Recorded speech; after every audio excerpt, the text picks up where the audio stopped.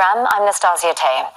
Now, after US President George W. Bush launched what he labeled the War on Terror in 2001, for people in countries like Afghanistan and Iraq, years of violence, death, destruction, and political instability were to follow. Thousands were also detained and illegally taken to other countries, many tortured or subjected to brutal treatment and held for years without trial. Resistance grew and pushed the US and NATO out of Afghanistan 2 years ago.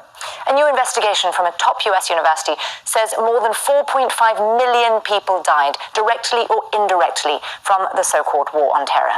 We'll be discussing its legacy with the report's author and our guests in just a few moments, but first this report from Alexandra Byers on how it all began. It's been more than 2 decades since the 9/11 attacks.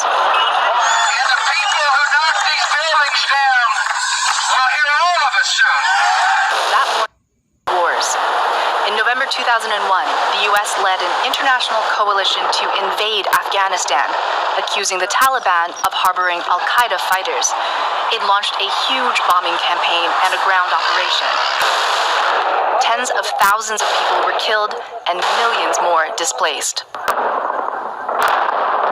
In 2003, the US attacked Iraq as part of its so-called War on Terror, accusing its leader of stockpiling weapons of mass destruction.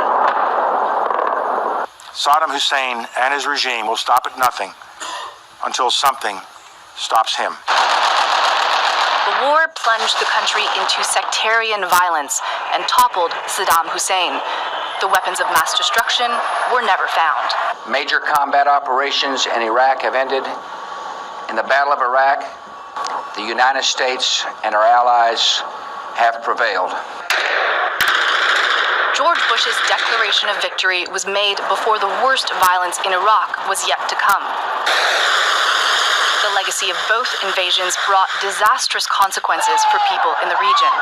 But the so-called War on Terror was never declared over, and wounds it inflicted have not healed. A new study by the Costs of War Project at Brown University estimates the post-9/11 wars and their ongoing impact have led to more than 4.5 million deaths. The scope of the report includes conflicts in places like Pakistan, Syria, Somalia, and Yemen.